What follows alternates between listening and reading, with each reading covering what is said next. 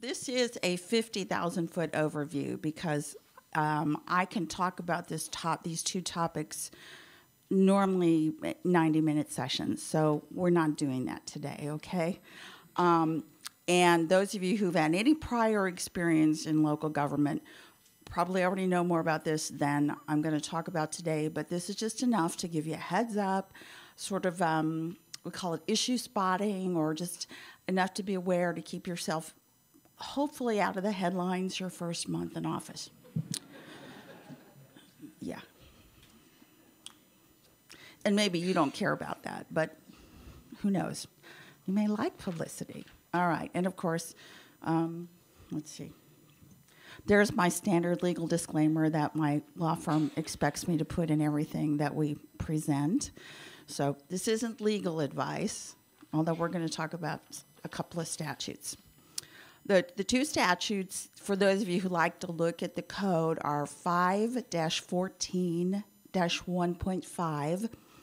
That's the open door law. And then the other one is 5-14-3, and that's the Public Records Act or law or statute or wherever. They're commonly referred to together as public access laws or sunshine laws, that sort of thing, open government laws.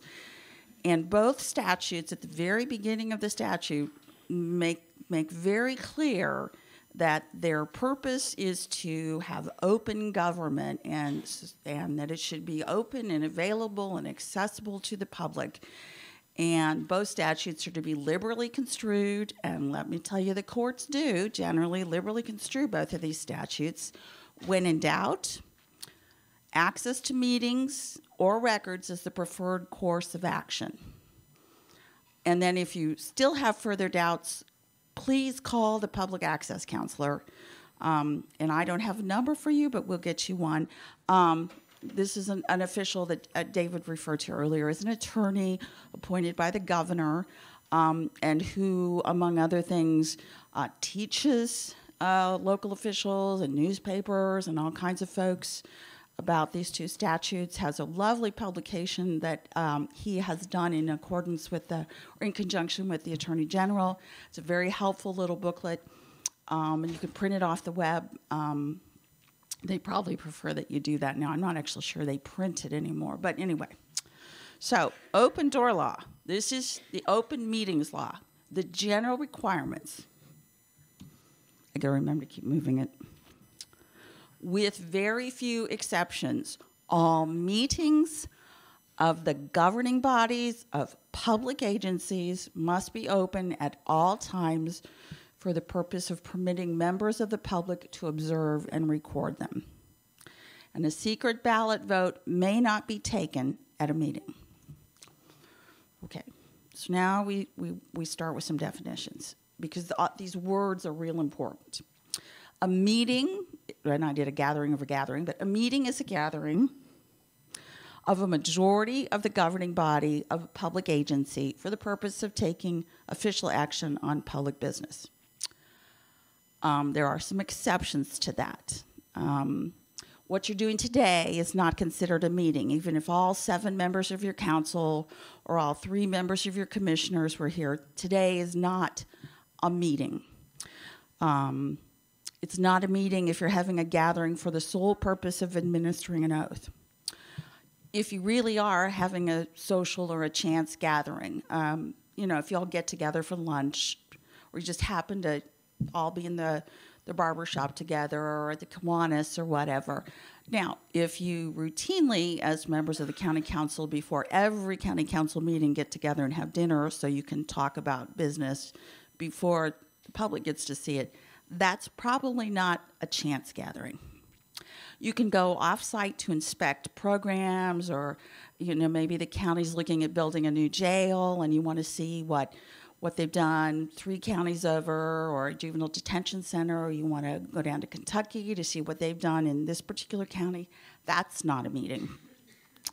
And traveling back and forth for meetings of the Association of Counties or for state Board of Accounts called meetings is also not a meeting. Sitting in the car chatting is not a meeting, or being on an airplane. A governing body is two or more individuals who are, for purposes of counties, the board, the commission, council, or other body of a public agency that takes official action on public business. So the Board of Commissioners are a governing body. The council is a governing body. The PETA is a governing body for certain purposes. The Drainage Board is a governing body for certain purposes. Any committee that's appointed directly by either the governing body or its presiding officer to which they've delegated something. So let's say that the Board of Commissioners decide they want to investigate, the feasibility of entering into an agreement with two counties over to create a sewage district. If that committee's been appointed directly by either the commissioners or by the President of the Board of Commissioners, that committee is also a governing body and is subject to the open door law. And there's case law that suggests that sometimes, even if you get together informally and do this sort of thing, you may inadvertently become a governing body. But generally speaking, they have to be appointed directly, and that's why that language says that now. A public agency, for purposes of county government or local government generally, is any county, township, a school corporation, a city, a town. I'm going too far. Political subdivision, basically a county is a public agency. Cities is a public agency. The redevelopment district is a public agency. Okay. Official action. This is where people get tripped up a lot. Official action is as little as receiving information. It includes that, deliberating, making a recommendation, establishing policy, making decisions, or taking final action. And taking final action is voting on an order, an ordinance, or resolution. Public business is very broadly defined, and the courts have read it that way. Any function upon which the public agency is empowered or authorized to take official action. An executive session is a meeting from which the public is excluded, except that the governing body can invite certain people to attend. Okay, so generally speaking, meetings are open. Next step we have is a notice requirement. Went too far? Okay. This is different than, we'll just focus on this. Public notice of the date, the time, and the place must be given of all meetings of a governing body. That notice must be given at least 48 hours prior to the time of the meeting. You can't include Saturdays, Sundays, or legal holidays when you calculate the 48 hours. So, think back a couple of weeks ago to Thanksgiving weekend. Under state law, both Thanksgiving and the day after Thanksgiving are legal holidays. So if you wanted to have a meeting, say, the following Monday, so that would have been the 25th or 6th or something like that, you would have had to post notice virtually almost a week in advance of that, because you couldn't have counted either Thursday or Friday or Saturday or Sunday in your 48 hours. So in order to get to, say, you were going to meet at 9 a.m. on Monday after Thanksgiving, you have to take all those 4 days out and then basically back up to 9 a.m. Wednesday and 9 a.m. Tuesday. So you have to post nearly a week. So you and you all don't have to worry about it now because you don't take office until January 1st. But the first thing you're going to run into is Martin Luther King. And that's a Monday holiday this year. So think about your notices that you may have to post for that. The notice of the meeting must be posted at the principal office of the public agency, if there is such a place. Like commissioners usually have a principal office, council, there's usually a principal office. Or if there is no such place because it's, the sheriff's merit board, you have to post it at the building or the office or outside the space where the meeting is going to be held. You also have to give public notice to media if they've filed a written request to get that annual notice, or annually to get that notice, they have to file it by December 31st. If it's on file on December 31st, then you have to give them notice. The governing body gets to decide which way they're going to give the media notice, but it has to be one of three ways. You can either mail the notice, you can email the notice, or you can transmit the notice by fax. That's if they've asked for it. The next requirement for a meeting. So you have to keep at least a memorandum of all meetings, of each of your meetings, and the memorandum must include the date, the time, and the place of the meeting. You have to record the members of the governing body who were present or who were absent, the general substance of all matters that were proposed or discussed or decided or voted on, and you have to record all votes taken. And if a roll call vote is requested for anything, then you have to record by governing body member. Most of the time it's sufficient to say it was 4-3 or 2-1 or it was unanimous, but if somebody wants a roll call, then you record by name. Commissioner Williams, Commissioner Black were in favor, and Commissioner Green voted no. The memoranda has to be available within a reasonable time after the meeting so that the public can take a look at it and figure out what's going on. And then if you do minutes, they are available for inspection and copying. Reasonable is kind of in the eye of the beholder. Let's say it's a meeting that maybe lasted 10 minutes and they really only talked about one thing and that was it. Maybe a week, maybe two, because you also have to have the minutes approved at your next meeting, so maybe the minutes are available prior to the next meeting so the public can look at it. But let's say it's a budget hearing that goes on for, say, 7 or 8 hours, you probably get a little more leeway in terms of having that available for public inspection and copying. But whatever you can do to make the public feel like you're responsive and you're being open and they're having an opportunity to see what's going on, do it. You'll save yourself a lot of ink in the newspaper. Okay, executive sessions. There are a few circumstances in which the governing body can meet in an executive session, which members of the public are not invited to attend and are not allowed to attend unless they've been specifically invited.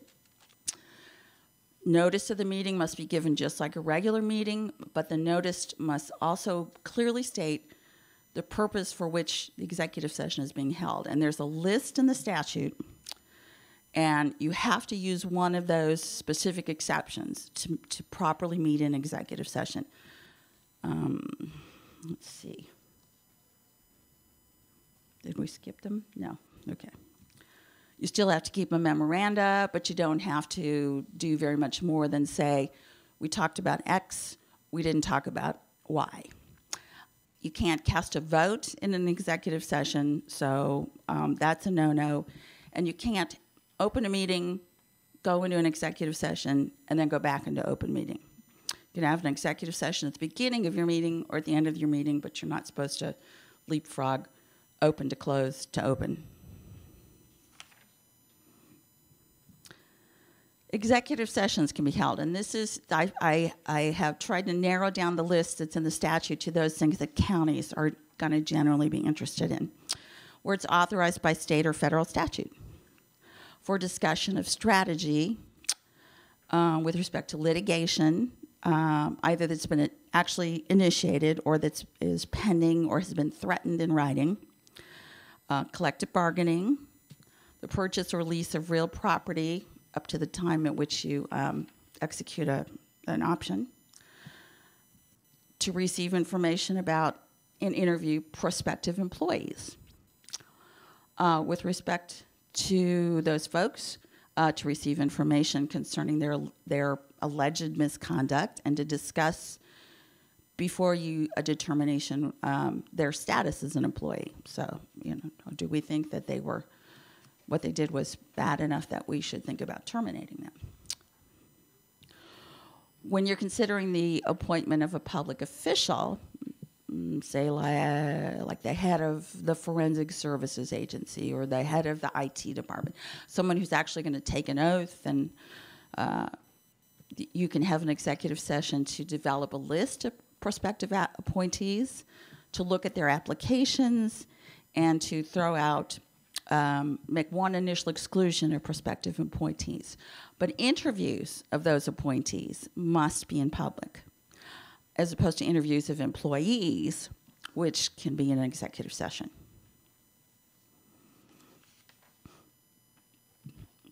And if I tell you that Purdue and IU routinely have failed to meet that provision in the interview of their prospective presidents, yeah. Okay. You can have an executive session, and the papers never complain about it. But let any county do that, there's going to be lots of ink. You can have an executive session to discuss a job performance evaluation. This generally doesn't apply to things that are happening during a budget process, like general thoughts about salary, compensation, or benefits of all employees. For discussion of records classified as confidential by state or federal statute, you can discuss those in an executive session. And that kind of makes sense. If the records aren't supposed to be released, you probably shouldn't be talking about them in public. Just briefly, there is already, and has been since this statute was written in the early 70s, the ability to, in effect, overturn or void an action that's taken as a result of an illegal public meeting. Last session, after several years, the General Assembly finally added additional civil penalties for certain knowing and intentional violations of the open door law by elected officials or by folks who are in management level positions. So like the recorder and her, well, she would not be usually having a meeting. Let's say the county council and a chief deputy or something of the council, or the administrator for the council can be liable. Generally speaking, those are if you fail to give notice of a regular meeting or a special meeting, which is still a meeting, or an executive session. If you vote outside a final or at a regular meeting or a special meeting, you know, if you just sort of get together off in the corner there so nobody knows and you vote. If you have a secret ballot vote in a meeting, and that's, yeah. If you discuss a subject that's not eligible for your executive session discussion, let's say you've posted it that you're going to be discussing the purchase or lease of real estate, and all of a sudden somebody says, "Hey, what did you think about the surveyor's deputy who's having problems meeting deadlines?" Wait, you've slipped over, and you've done something that's potentially going to cost you money. If you fail, absolutely, to prepare a memorandum of a meeting. The penalty, and it is a mandatory penalty. It's not a court may assess; it's the court shall assess. Up to $100 for first offense, and up to $500 for subsequent offenses, and the penalty is imposed against the individual, and it's also imposed against your public agency. So the deputy who failed to do the memorandum of the meeting and the county are both going to be penalized. So that's a heads up. So that's the open door law. Clear as mud, 50,000-foot overview. There's a whole lot more in this statute. Some of it won't apply to you guys. There are also little bitty nitpicks and details. Oh, sure. Does the auditor take minutes or notes at an executive session as they do in the regular meeting? They're supposed, well, somebody, here, now you've asked yes, well, let's fall in this big hole. Okay. Because clerk treasurers have this same problem in towns. You are the recording officer of the Commissioners County Council. One of your statutory duties, I think, that I suspect, this is my recollection, is to take minutes of meetings of the council and minutes of the commissioners. Executive sessions, only the governing body attends. The county auditor's not a member of the governing body. So who's going to take the minutes and the memoranda? So we have this problem here because your statute, the auditor's statute says you shall do this. The commissioner's statute says, or the executive session says, we don't have to have anybody in here but the governing body. But which one of those three commissioners do you suspect is taking a memorandum? Maybe if one of the commissioners used to be the auditor, they might. So you have this, and until the General Assembly absolutely fixes it, we got this problem. If there's a way to be tactful and say, we have to have a memorandum. If we don't have a memorandum, we're paying fines. Not only could the action that's taken that executive session discusses could be voided, but the county's going to spend some money. And there's 3 commissioners. So let's say this is the second time they've done this. That's $1,500. So do the best you can, but yeah, I mean, I think you could even not so gently remind them that you are their recording officer, that you have to do this. Don't be surprised if the commissioner's attorney says, I'll take the minutes. And then you say, fine. And then you go to the General Assembly and you get it changed. Yes, clerk treasurers have the same problem. Yeah. Our commissioners have appointed a health committee. A health committee.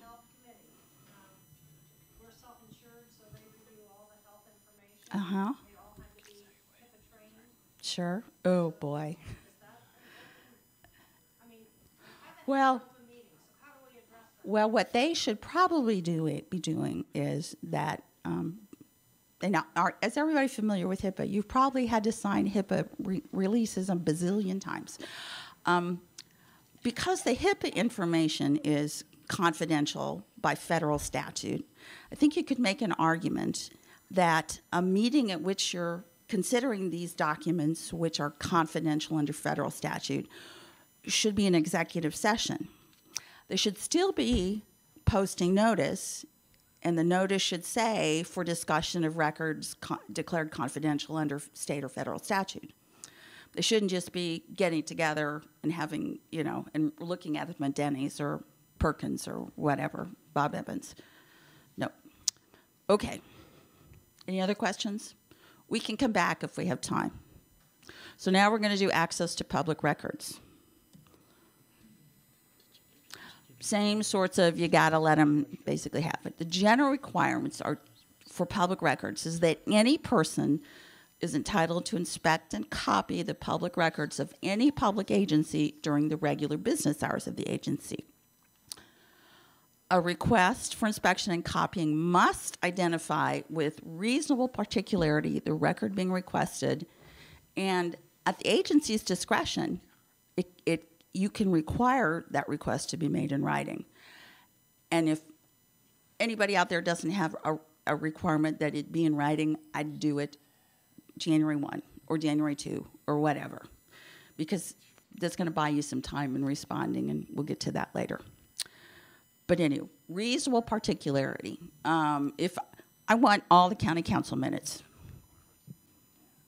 okay, is there a time frame since 1847 when the county was organized? Since we went to recording things with an electronic device? What? That's probably not really specific. They say, I want all county council minutes dealing with contracts for the last year. Okay, that may or may not be reasonably particularly specific. Try to get them to focus on what it is they want to know before you actually say you can't have that. But you can always come back and say, that's not reasonably specific enough. Maybe you could, is there a particular month you're looking at or a particular set of contracts or something? Try that first. Okay. You can't deny a request because the person refuses to tell you why they want the records. So really, you can't even ask. I mean, you could ask, but they don't have to tell you. So you could say, so why do you want those records? And they don't have to tell you. Okay? And you can't deny access just because they won't tell you, unless there's some other statute. And there are very few other statutes that actually require somebody to tell you why they want a record. And then generally speaking, a public agency is not allowed to interfere or deny the right to inspect and copy a public record. Uh-huh. I was at a conference last week, and they mentioned that you're allowed to ask for money up front, and sometimes that I'm going to get there. Yes. That's one of your lovely tricks of the trade. It's right. No. It's in the law. It actually is in the law. Okay. Within a reasonable time after the request is received, the public agency is to either provide the requested copies or, I thought I was in London, or allow the person to make copies on your equipment or on their equipment. Okay, again, what is a reasonable time? So if somebody shows up in the treasurer's office on November 9th and says, I want to see all of the tax bills for this year, I get a lot of time to respond to that if I'm the county treasurer. A lot of time, because the last thing I need to be doing right now is copying tax bills for somebody. There's an opinion of the public the public access counselor that is directed to a school where somebody asked the school on the last day of the year for records of something or other, or maybe they even the request actually wasn't even received in the school office until after the end of school. And so there was nobody to respond to it until, say, a couple of weeks before. Well, the person who wanted the records complained to the public access counselor, and the public access counselor said, well, duh, did you really think anybody was going to be there to respond to it?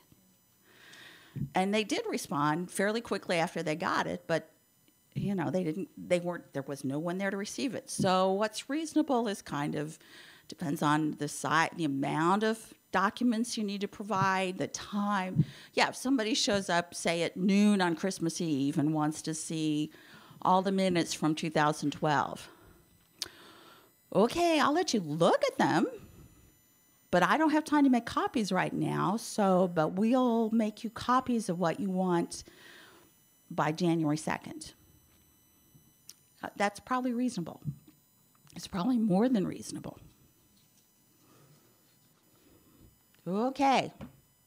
You can charge a fee for copying a public record. The governing body can establish it. So from counties, it would generally be the county council can establish it. The fee can't exceed the greater of, or the lesser of, that's right, the lesser of, the direct cost of producing the document, or 10 cents a page.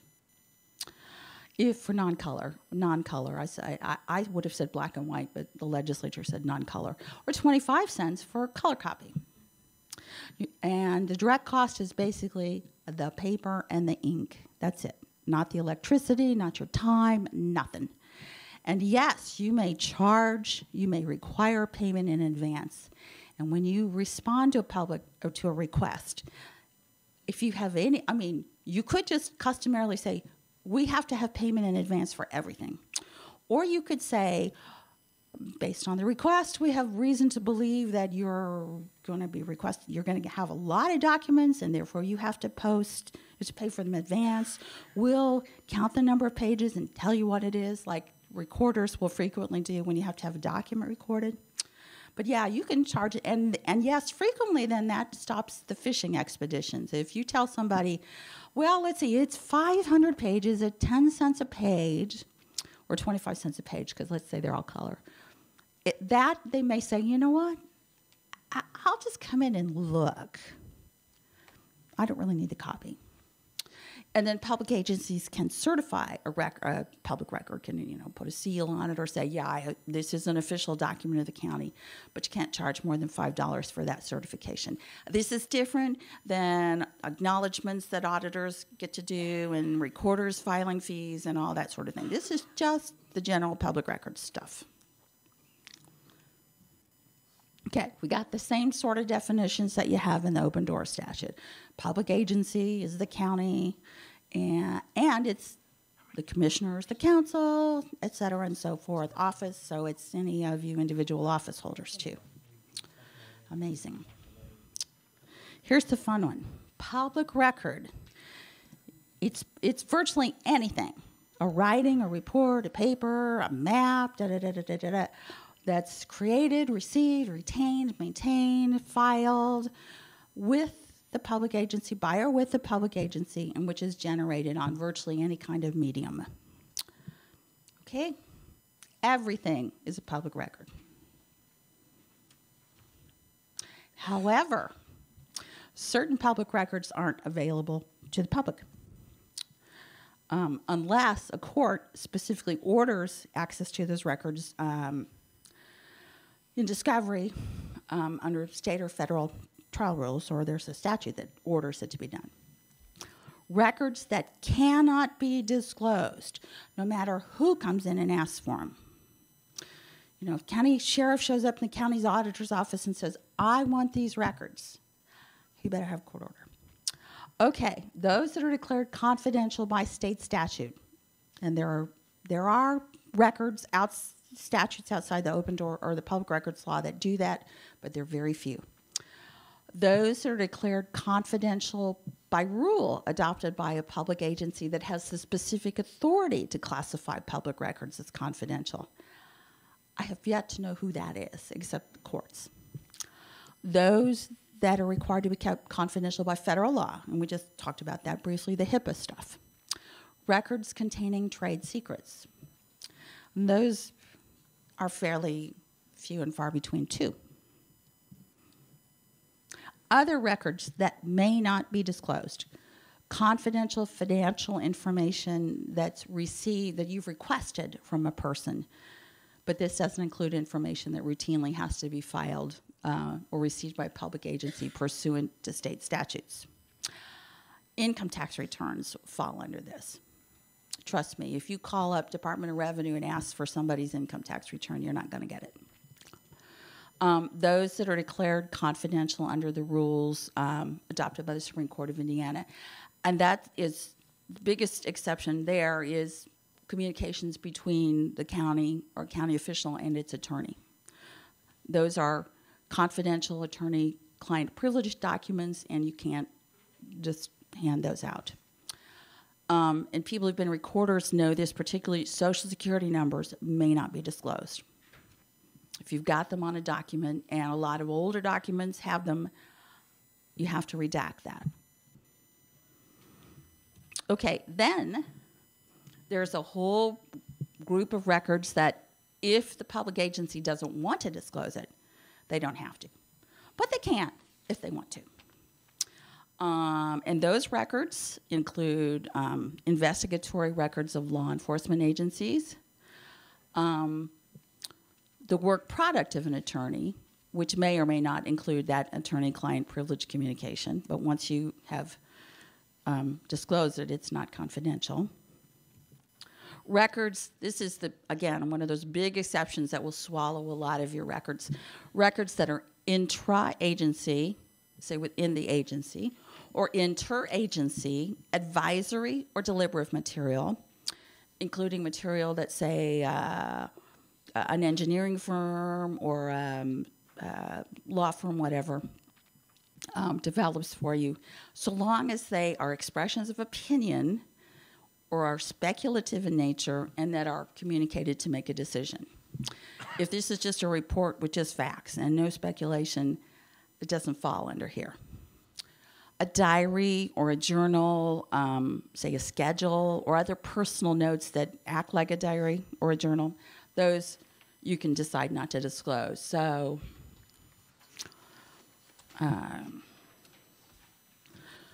personnel records of county employees and files of applicants, except for certain things. You have to disclose the name of the person, basic compensation, job title, business address, business telephone number, et cetera, and so forth. Information, factual information generally relating to the status of any formal charges that might be pending against that employee, and the factual basis for any disciplinary action that's been taken against that employee. Other discretionary records, and these will, commissioners and council may have these records, auditors, clerks, and treasurers may administrative or technical information that would, maybe expose your record keeping or security system to being hacked. Records that are specifically prepared for discussion or developed during an executive session. Computer programs, codes, software, filing systems, and portions of GIS maps that are entrusted to a public agency by utility. So say your investor-owned utility, say Vectren, just gives you information to put on the GIS about where their gas lines run. You don't have to disclose that if you don't want to, but you can if you want to. Mixed records. Some records are going to have information that is disclosable and is not disclosable. You either have to separate the material if you can, or you have to redact or run a Sharpie through it or something so that the stuff that cannot be disclosed is not disclosed. And if it doesn't fall within one of those first two categories, it must be released to the public. Okay. If a person comes in and requests and verbally says, I want this record, and denial to that record occurs, let's say if you have an official records production person, and maybe larger counties have someone like that, most counties don't, but when they're told, no, that's denial. Or if you say to this person, let me get back to you, and let's say it's 3 p.m. on Monday. If you haven't told them something by 3 p.m. on Tuesday, that's a denial. And again, if they ask orally or on the telephone, you can tell them no, in person or on the telephone. If you get a public records request in the mail or by facsimile, and the public access counselor says this includes email, denial doesn't occur until 7 days, so elapsed from the date of the request. This is why you want everything to be in writing, because then you have 7 days to at least take a look and figure out, do you even have those records? Or if you have those records, whether this is a request that's this big, or this big, or this big, or whether you're going to have to hire a document management company to come produce the documents for you. Okay. And again, if the request is made in writing, you can deny in writing. If it's initially made in writing or an oral request has been denied and is renewed, again, you can deny the request in that same way. Where are we? Mm-hmm. A denial in writing has to include a statement of your specific exemption for why you're not doing it. So if you say, no, you don't get it, you have to say because it's attorney-client, or because it's intra-agency deliberative material, or because it was prepared for discussion in executive session. And the person who's making the denial has to identify themselves.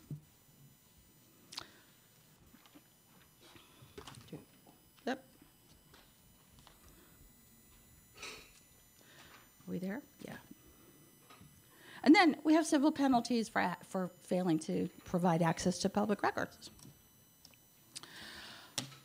Much fewer instances in which this can occur, but the same thing. The person and the public agency will be liable for civil penalties.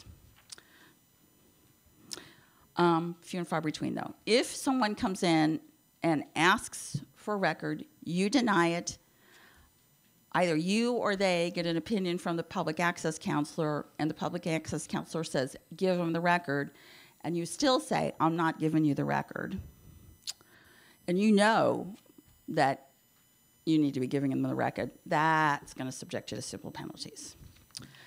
And if you charge more than you're allowed to charge by statute or by whatever your county's adopted for a record, then you're going to be subject to civil penalties. And that's a 50,000-foot overview of these two statutes.